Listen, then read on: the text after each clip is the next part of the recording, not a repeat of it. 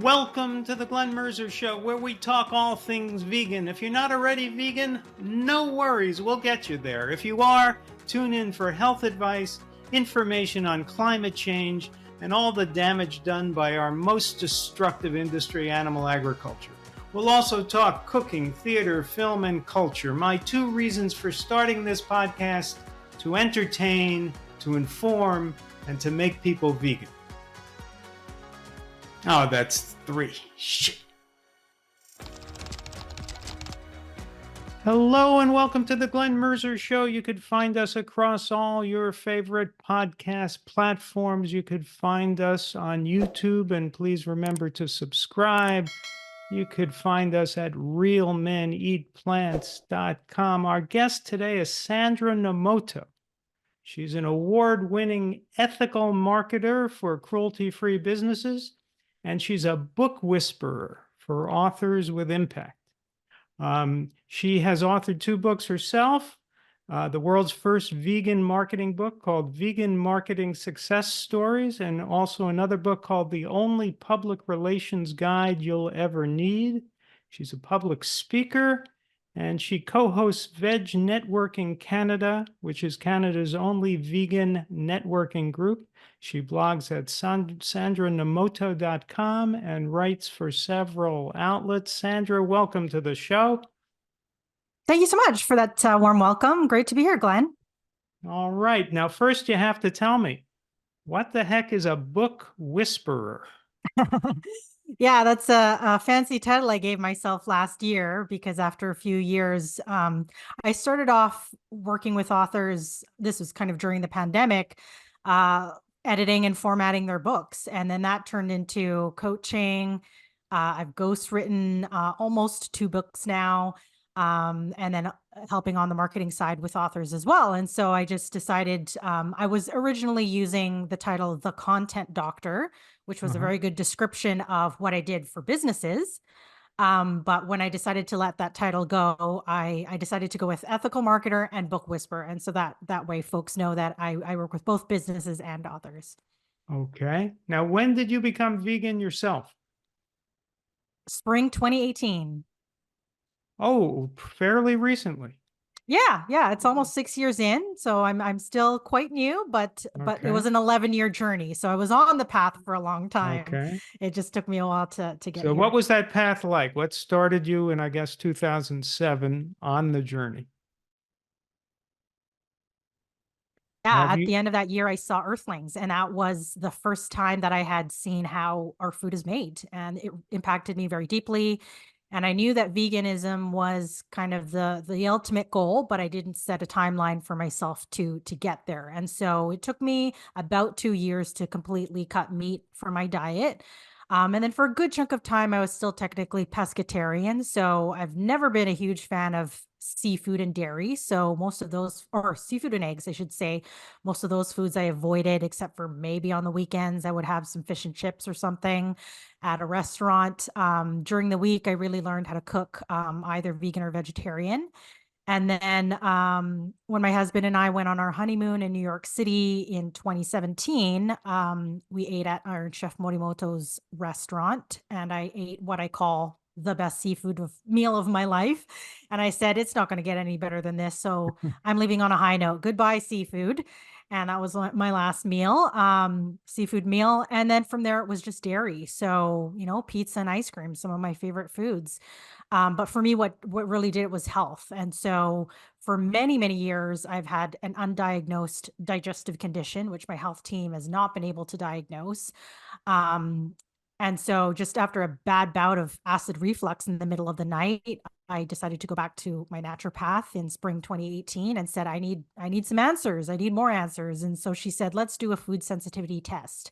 So I did this test, found out I was sensitive to dairy, among other things, which I would later learn that most people of color are intolerant to dairy. And then she said, okay, do a 4-month cleanse of all these foods and beverages, and then reintegrate them back after 4 months. And I came to the end of that 4 months and said, hey, I was able to do without dairy for this amount of time, and I've always wanted to be vegan. So I guess I'm here now.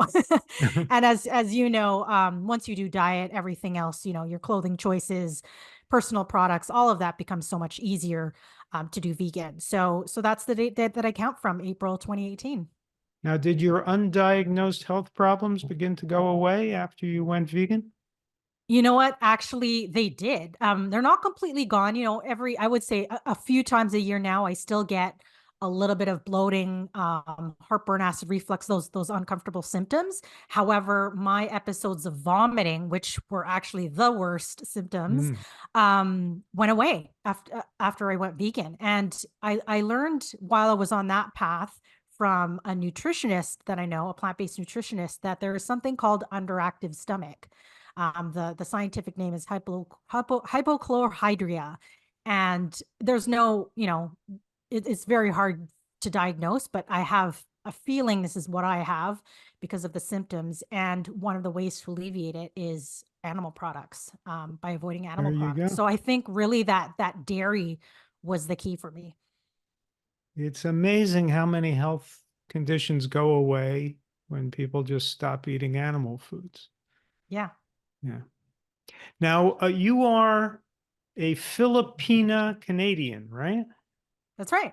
So, growing up, was there a lot of fish? Is that was your uh, family diet influenced by the ethnic diet of Filipinos? Yeah, I would say so. Our breakfasts and lunches looked pretty North American. Cereal for breakfast, slapping some deli meat between two pieces of bread for lunch, or Hmm. PB&J, that sort of thing. But I would say in the evenings, my parents are pretty good cooks, and so our dinners looked a lot like a sautéed meat dish, maybe some vegetables on the side, which I never liked as a kid, but of course very much welcome now. And then a side of rice as well. And so I grew up, yeah, very much eating a meat heavy diet. Again, my parents did try and incorporate some seafood, but because of those bones, and they're so difficult to pick out, especially when you're a child. I was never a huge fan of seafood, but yeah, now that I'm vegan, I actually unfortunately do not make a lot of those dishes because I'm sure they're easy swaps, like swap the tofu or seitan for the meat and just saute it, without the animal fat. But yeah, it's just because there's so many other dishes you can make vegan. It's just not a cuisine that I cook vegan myself. If I did want to eat Filipino vegan, I would go out to the local restaurant, which there is one in town that thankfully has a vegan menu, so that's great. Okay. And how did your family and friends react to your becoming It was pretty non-reactive, I should say, and also because I did it in stages, like I said, 11 years. As I kind of reached those milestones, it wasn't a huge deal when I did. And when it comes to like the family gatherings, I always bring those staple plant-based dishes and desserts. And everybody's welcome to them. But usually, yeah, they know that I'm going to be the one bringing them. And yeah, none of my family have taken the steps to go vegan. I've got a couple friends that are vegan, but not due to my influence, but they certainly have, I would say, learned a lot about why you should move in that direction, because of the journey that I've been on. All right. Now, when did you get involved in marketing? So my first journey into marketing was when I started my career in public relations. So that was the field that I just happened to jump into after university. And then after about a year and a half working at a local firm, I decided to start my own business. And that turned into, a small virtual agency that I closed in 2018. So for a good decade and a half, or 10 and a half years, I was running, yeah, my own public relations agency. And then and coincidentally, that the closure of that business coincided with me going vegan. And so as I was going vegan and exploring different career paths. I didn't think that I was going to stay in marketing. I wanted a good 10-foot pole away from it. But I sat down to meditate at the end of 2019, and my intuition just very strongly told me, you're vegan now and you will always be writing. So put those two things together and go and make a go of something. And that's when I started this second business at the start of 2020, originally as a copywriter for vegan companies. And then that has since expanded into what I do now, which is a few different marketing tasks, consulting, and then working with authors. So this is a niche. You're a marketer, but just for vegan businesses and individuals, right? That's correct. I should clarify that the business does not necessarily need to be owned by a vegan, but so long as they're not selling animal products or byproducts in any way, that's really my criteria. And after the first 2 years of, I saw myself, okay, I can do this. And folks are coming my way. And every company that was on my roster, was vegan. And so I thought that's going to be my commitment going forward. There's no reason to keep supporting companies that have animal products as part of their supply chain. So that's just my personal way of helping out our movement. All right. So it's not only businesses that are in the vegan space, but just business. If it's a business that, I don't know, an art gallery or something, there's nothing non-vegan about it, you would entertain marketing for them, right? Yeah, sure. Yeah. Yeah, I would say those kind of companies are probably not knocking on my proverbial door, but Right. yeah, sure. Yeah. So the ones knocking on your door more are the vegan businesses, the businesses, I guess, making vegan foods, providing vegan clothing, things like that. Yeah, I mean, as a result of, publishing the second book, which is in the Yeah. vegan sphere and talking on podcasts like this, people, have come to know me as a vegan. And so if they're looking for Yeah. marketing support and they're vegan themselves and they want to align Uh-huh. themselves with a vegan, I'm probably one of those folks that they're going to come to. And so that's what's great about our movement. It's that we're kind of in every industry and sphere. And so, yeah, if you want to, hire a vegan accountant or marketer or HR, person, there are, we're in various industries. And so I think that's what's so great about it. Yeah. So you're in Vancouver, right? Vancouver, Canada. Yes. Yes. So what is the vegan scene like in Vancouver? Yeah, I would say it's quite thriving here, and which is probably the same for all the major cities in Canada and across the US. We've got close to 3 dozen vegan exclusive restaurants, cafes, and bakeries. And then, even the omnivore restaurants, you'll usually find options. Probably wouldn't be too difficult to dine here as a vegan. And then in terms of just the general community, there's a lot of folks. There's a couple of Facebook groups that, are great for keeping people connected.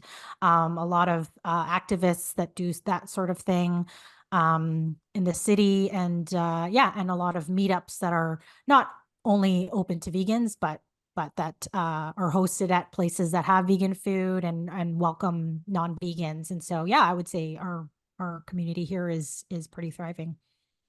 Now, I write books. I've written a number of my own and I've co-authored a number more, trying to persuade people that the whole food, low fat vegan diet is the optimal diet, and making the case for why it's the best diet for the planet, too. And yet, maybe I haven't done my job well enough because most of the world still isn't vegan. Is this a marketing problem? Is there a way we could market the truth better so that more people will go vegan? How do we have to turn the world vegan as soon as possible? And when I say vegan, predominantly plant-based. So how do we do that? It's really at base kind of a marketing problem, isn't it? Yeah, and I would say it's been difficult because animal agriculture has had such a huge head start. And that's probably our biggest hurdle, right? They've had billions of dollars in advertising that they've been able to use for decades, right? And so it's not that we haven't done our job in terms of messaging. I think the issue is that we've we've now got to combat all of that and misinformation, I should say, that's been out for so long. And it's, it's just been passed on from generation to generation. And so, yes, it's a marketing issue for us and will always be.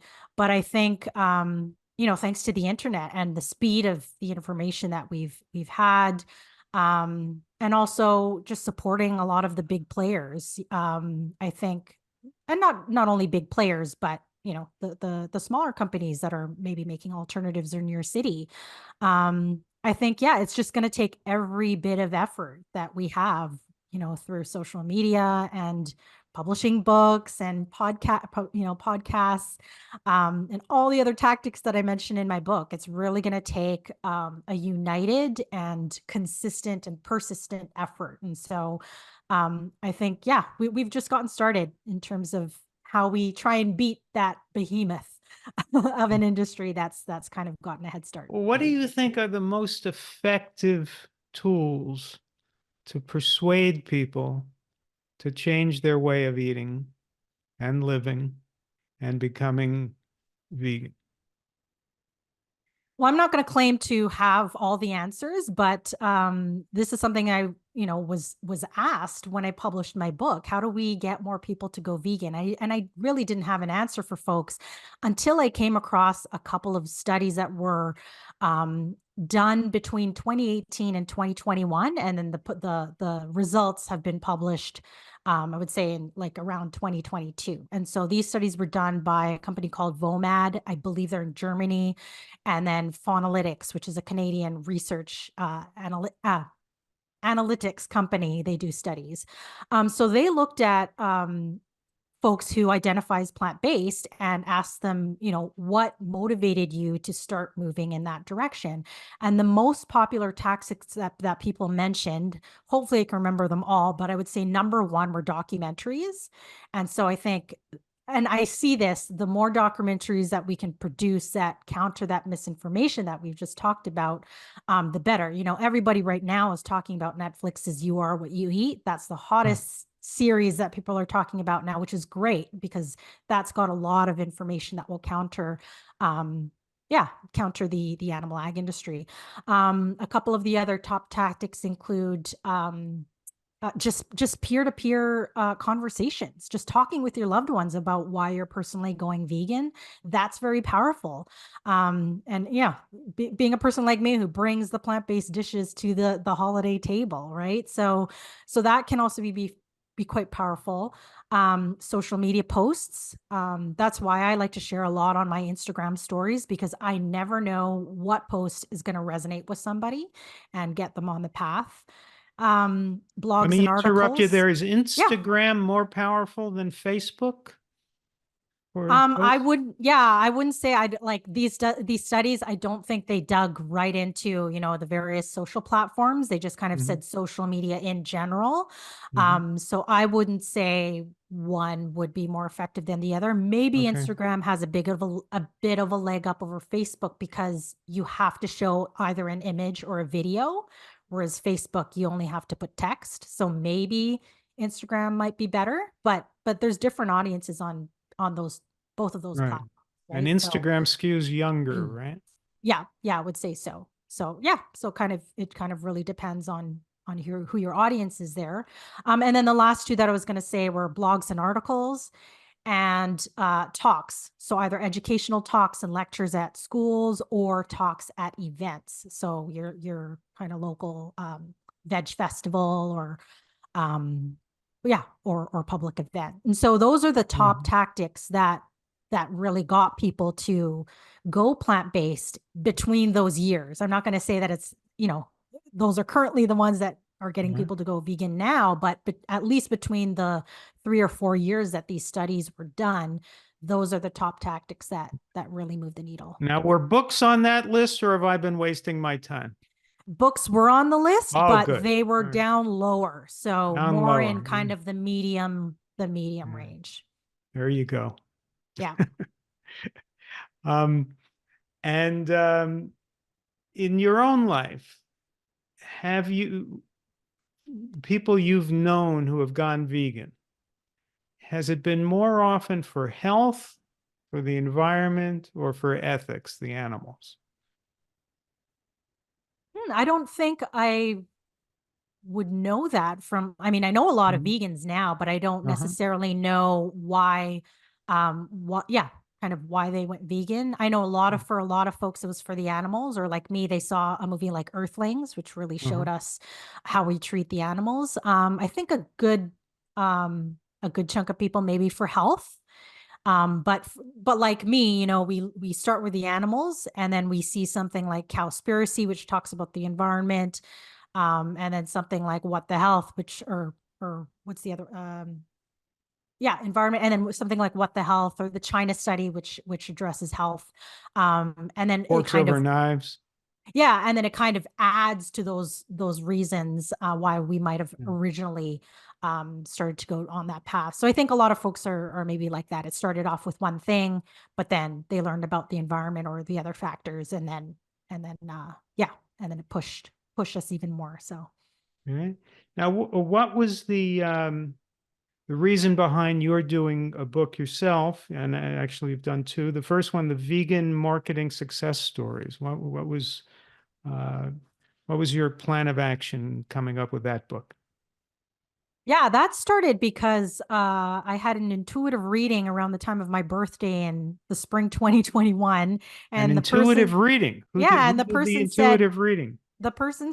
your spiritual guides are telling you you're going to publish a book. Oh, And I went, okay. I did not have an idea for a book then, but I started thinking, the gears started turning, and I thought, what would I possibly write a second book on? And I knew that it would be nonfiction, because fiction is just not my genre of choice when it comes to writing.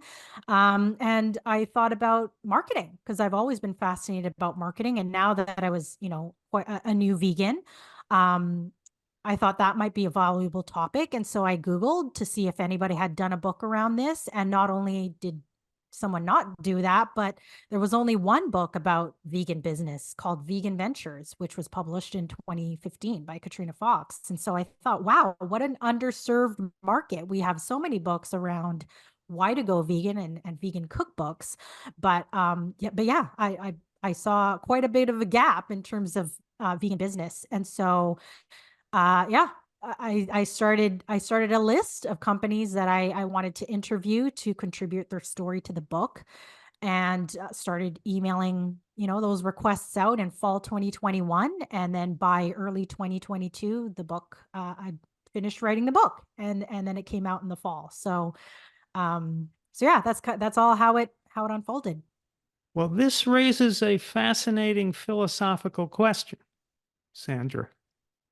If a psychic makes a prediction about your future, and because of that prediction, it gives you the idea to do what the psychic predicts, is that person really a psychic? What do you think? I mean, do you give the psychic credit for predicting your book? You do, I even though do. you wrote the book Yeah, not the book because the idea, psychic but the predicted idea it. of writing a second book. Because the Yeah, psychic would have absolutely. been wrong if you had never had that session with the psychic. That's right. So it's a gray area as far as I'm concerned. How good that psychic is. Clearly, the psychic was persuasive, but Uh, how good they were as a psychic, I can't quite fathom that. and Um, I've been doing these readings for fun for many years, and yeah. this person that I talked to is somebody that I've known for quite some Okay. time, and she considers herself an Olympian level intuitive. And so when Wow. I say she's an intuitive, like it's yeah, it's kind of a real deal. And of course, you don't ever have to listen to something an intuitive tells you. Right. But in my case, she was bang on. And not only did I publish the book, but it kind of, yeah, just really got my name out there in the vegan world. I was really unknown. And now I've been invited on podcasts and invited to speak at events, and my business has grown. And so I absolutely could not have predicted I would be here if it hadn't been for that reading. All right. We're going to take a quick commercial break, and we'll be back with Sandra Nomoto. All right, if you've ever wanted to show off your plant-based lifestyle and do it in style, here's your chance. We have some of the most amazing t-shirts, hats, accessories, coffee mugs, and more at shop.realmeneatplants.com. We have statement t-shirts that will bring a smile to everyone's face. I love the I Want Tofu Tonight tee. Plus, we have podcast tees, Real Women Eat Plants gear, Real Kids Eat Plants, and Real People Eat Plants, just in case men, women, and kids didn't cover it all. Yeah, we love you and love that you want to show off that healthy lifestyle of yours. Again, check out our high-quality gear at shop.realmeneatplants.com and enjoy.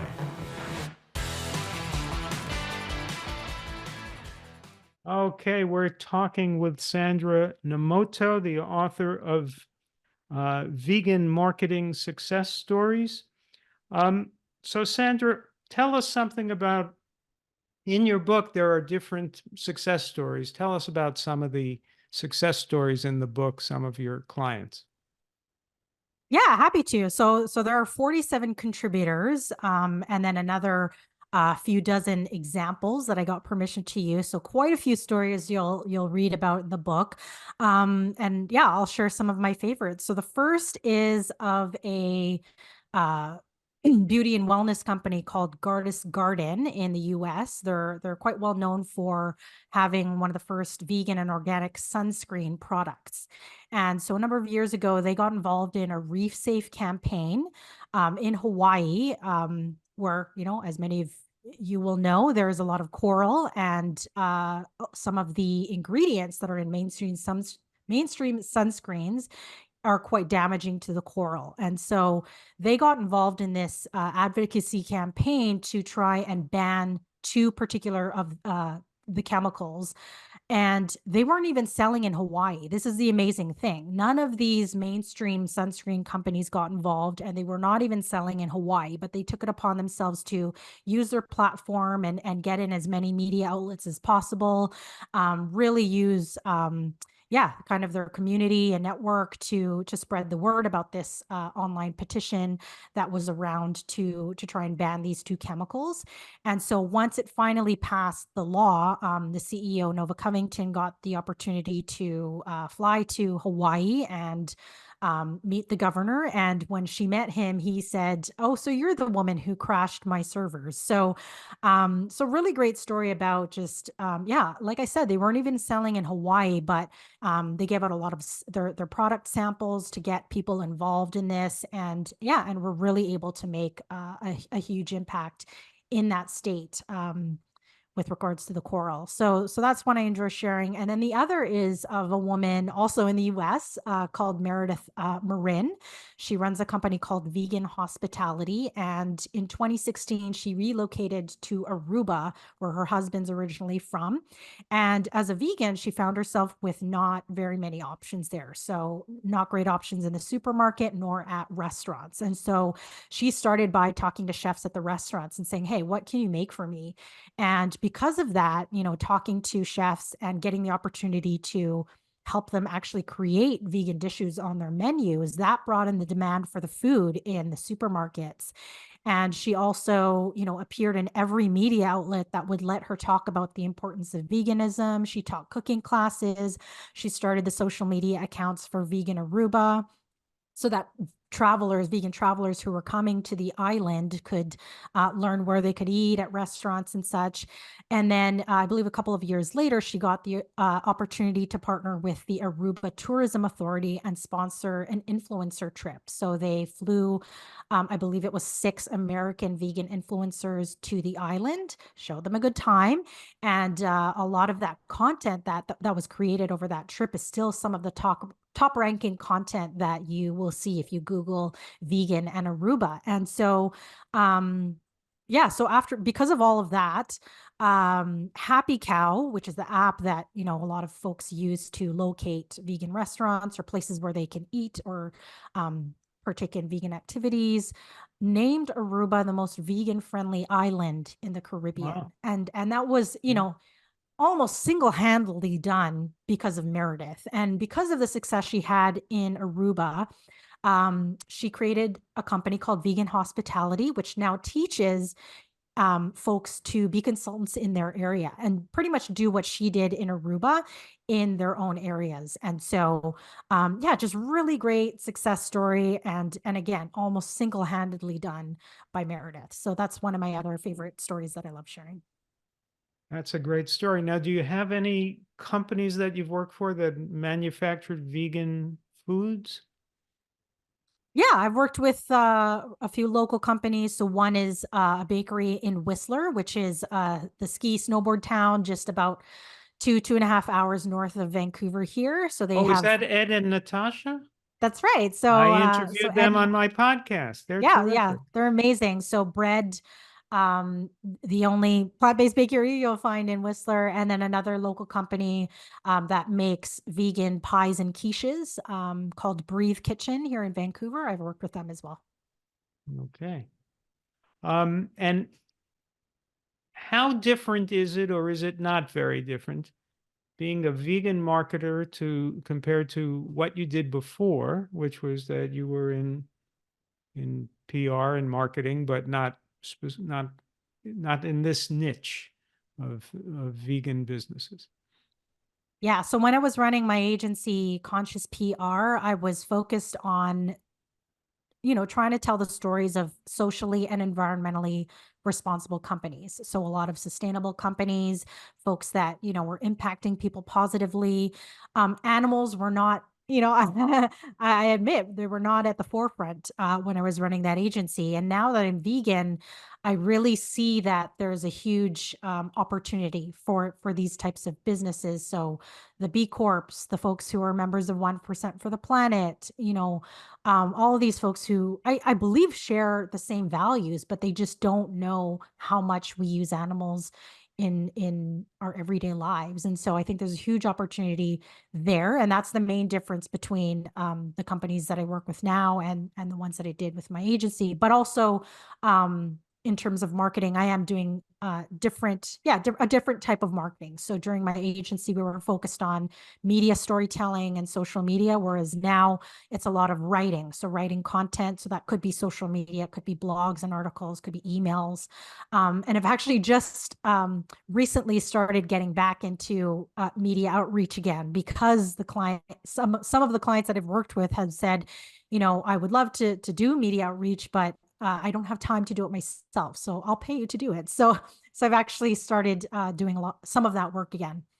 So yeah, and it's really exciting to, yeah, as I said, be a vegan, supporting vegan companies, but because I really do believe we need to move the industry forward and really get animals out of the supply chain. And actually, the last chapter of my book, there was a section about how some of these companies who decided to move in a vegan direction, you can also use that story in your marketing. The Body Shop just announced that they were able to do that by the end of 2023, and that story was in my book the year prior. So they've actually been able to do it now, and now they're making headlines. And so, yeah. So if you're, running a business, you're not a vegan company yet, but that's something you're interested in, it's absolutely possible. And then you can do some marketing around that too.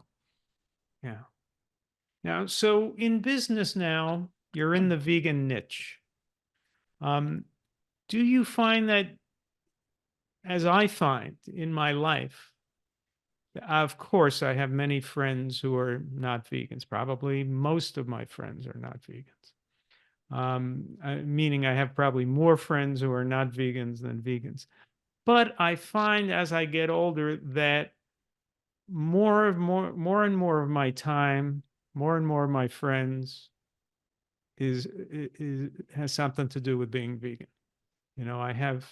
I feel that, I started as a writer. I wasn't writing anything vegan themed. I was writing stage comedies. Now almost everything I write has something vegan, some vegan aspect to it, or it's all about veganism. And with my friends, I mean, it never used to be something I even thought about, whether somebody's vegetarian or vegan. It was the last thing I ever talked about, let's say, when I was in college. I was a vegetarian at that time, but I never even asked other people if they were vegetarian, much less vegan. But now as I'm getting older, I find that being part of a vegan community is important to me. It's important to my wife. More and more of my friends are vegans. Almost all of my work is vegan. Do you find that same thing happening in your life too? That the vegan imperative kind of starts to take over, doesn't completely crowd out the rest of life, but it starts to take over a little bit? Yeah, absolutely. And I think it speaks to your values, right? Veganism is can be a big part of people's lives. And I think naturally, if you seek out that community, so like I said, I started going to meetups, especially if they were hosted at restaurants where I'd never tried the food.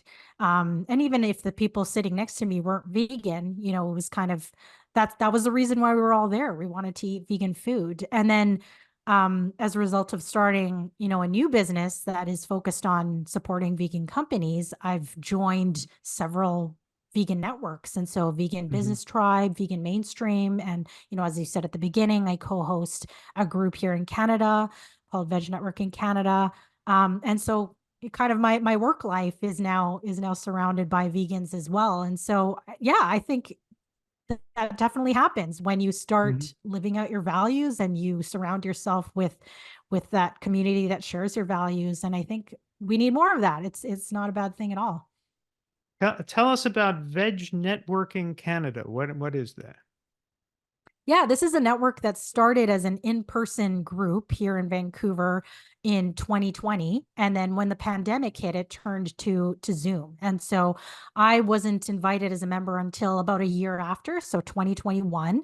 And then about 6 months later, the original founder of the groups decided to step down. She got too busy and invited me to become the co-host. And so what we do is anybody who's vegan and in Canada, or if you identify as Canadian, maybe living somewhere else, is welcome to join us. We meet Thursdays 1 o'clock on Zoom Pacific time, and the criteria to join us is you need to be vegan. That's it.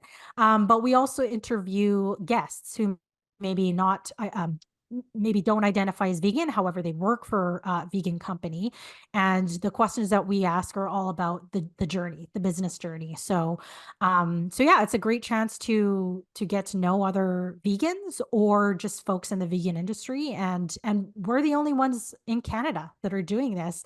I've gotten invites from, folks outside of Canada. Can I join too? And I say sorry, but we do record our interviews and we put them up on YouTube. So anybody who would like to check out the person that we interview every week, you can do that on our YouTube channel. So each week is an interview with a vegan business person? Yeah, so it'll be either a member who joins us, who identifies as vegan and is a vegan professional or entrepreneur, or it'll be a special guest who works for a vegan company. Okay. And has that led to vegan synergy and, I don't know, new businesses being formed or new investment happening? I don't know about new businesses or investment, but yeah, I feel like Canada's always a little bit behind the US in terms of just how fast the industry moves. Not that there are, we have our fair share of vegan businesses, absolutely, but none at the level of let's say a Beyond Meat, right? And I think in order to get there, we just have to keep talking about vegan business, and that's why we're around.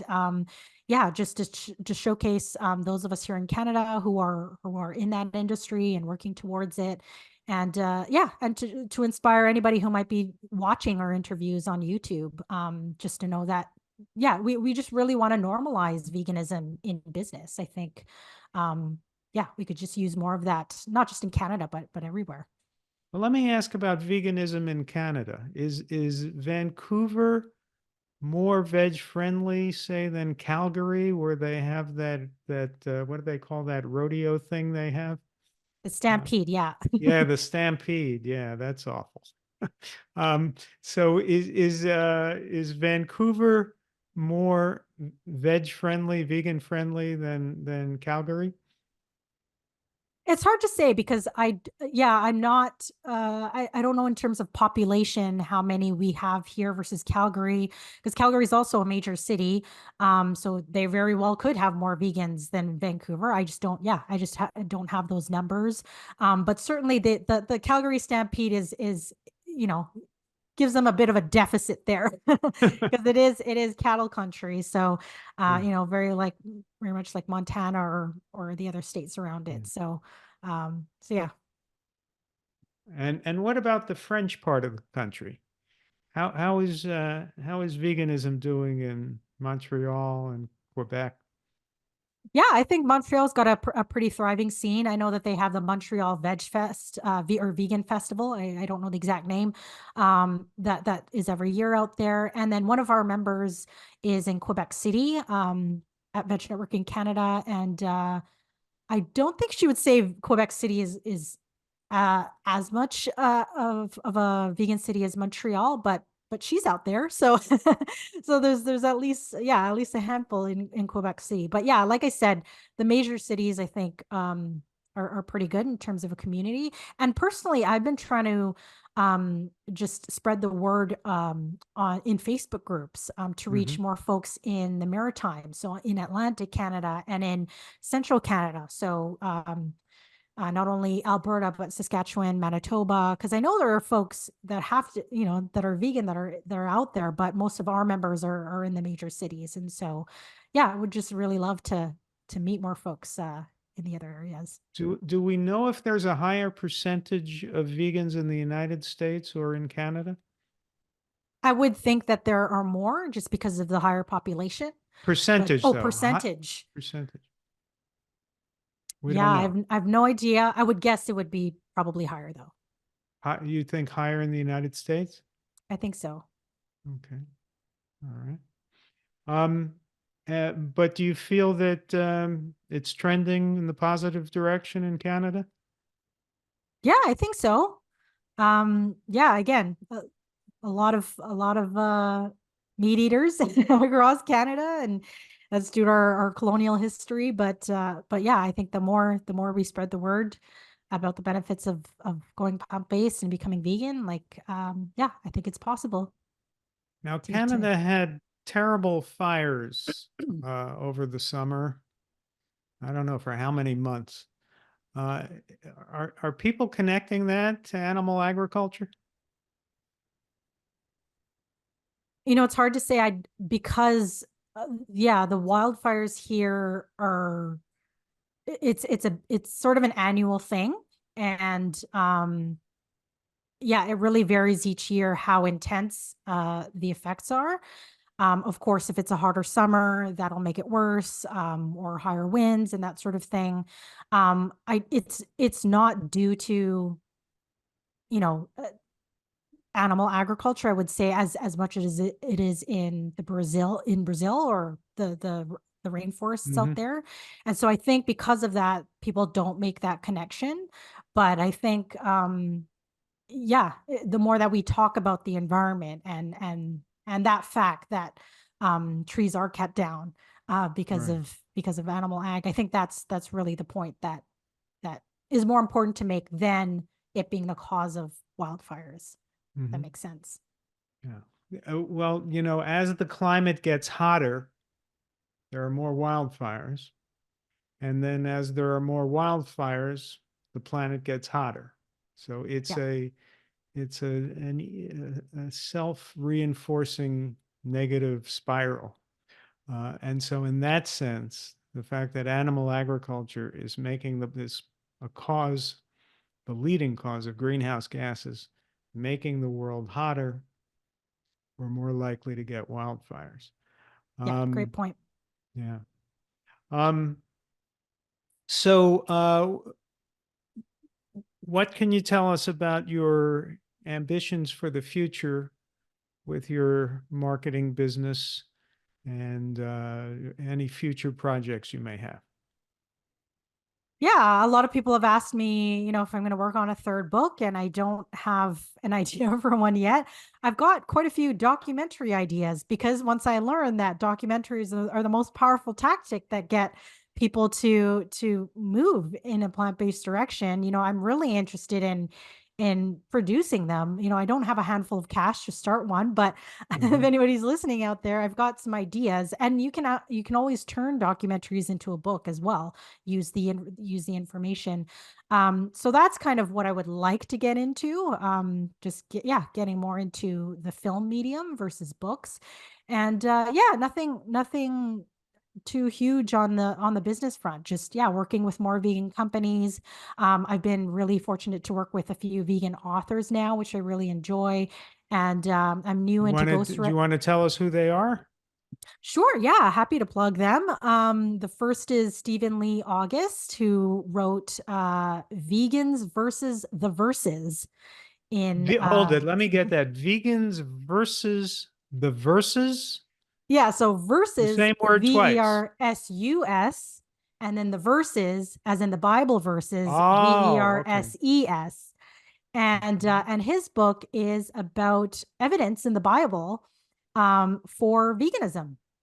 So if you're a Christian and interested in veganism, you definitely want to pick this book up. Or if you're an activist and you love debates and you want to argue with an omnivore Christian about what the Bible says in our defense, this is a book for you. So that's the first author that I've worked with. And then the other is Tiffany Peterson. Also, both of them are in the US. And she wrote a youth fiction book called Animal. And it's a fictional story about a teen who finds herself in a fantasy world. She enters some portal, and then she's in a new world where animals are talking, or she's got a relationship with animals, and her family is there, but her family doesn't understand that this is a different world than the more normal Earth world that they come from. And it's more targeted to youth. So shout out to those two authors. All right. Well, Sandra, it's been a pleasure talking with you, and continued success. And if you can just market veganism enough, maybe the world will go vegan. Yes? Trying, Glenn, as are all of us vegan marketers here. So. All right. Well, thank you and continued success. Thanks, Glenn. Best to you too. This has been the Glen Mercer Show, where everyone listening turns vegan, regains their health, and annoys their friends and relatives. Find us on YouTube at the Glen Mercer Show and across all your major podcast platforms. Don't forget to subscribe.